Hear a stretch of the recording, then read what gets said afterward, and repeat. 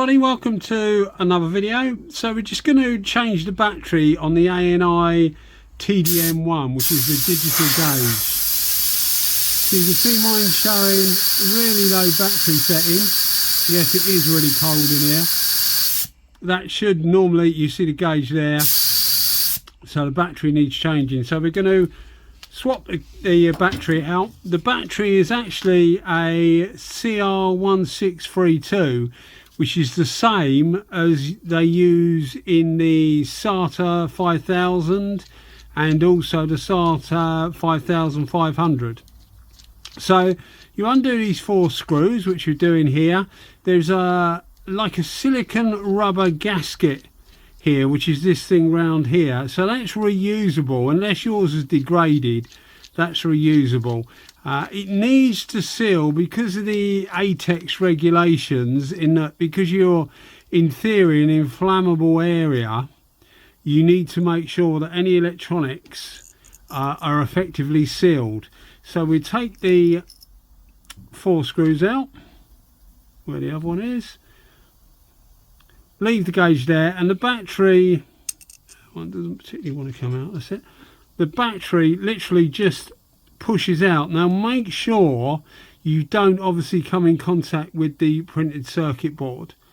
So literally just, we can leave that gasket there, we'll just push it from the bottom out, same as the Meiji ones, etc. So we just push that out, and you can see the battery will just come out the other side. But as I say, be very careful not to touch that circuit board with your screwdriver.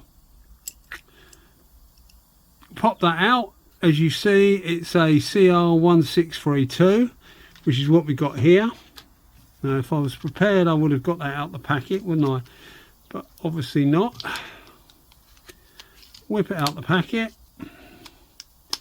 and we'll put it in. So it's a pretty simple thing to do, and the reason I say it's a pretty simple thing to do is that some of these, now where do we go that way, and we want the plus facing upwards. Some of these gauges, you can see the gauge comes to life. It will actually switch off. That's it, it will switch off. But you see now we're getting a full battery, so it's obviously registering that we've got a full battery. And it's just obviously a simple matter of putting the top on, making sure your gasket is nicely sealed round, and putting your 4 screws in, and we're away. But some of the like the DeVilbiss, the GTI Pro Lite digital gauges actually have batteries in there that are sealed up. You can unscrew it, but they're actually soldered in, so you're supposed to send them to the factory to actually have them changed, which is, you know, ridiculous really. I mean, it's just such a silly expense. So fortunately most gauges you can actually change the battery. So we're just doing the screws up now, and what we don't want to do is do it too tight that we actually splay this silicon gasket out, because that effectively ruins the seal anyway. So I'm just doing it up until it bites, and then just a slight extra turn just to finish it off, and then that should be it. Put that one in there. Make sure you use the right size screwdriver, because otherwise you just ruin these heads. And then we pop that back in there and on, and we should get a nice full battery reading. Yep, full battery, and yes, it is between 0 and 1 degrees in here.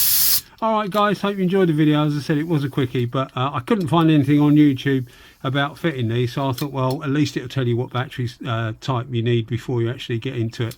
Cheers, bye bye.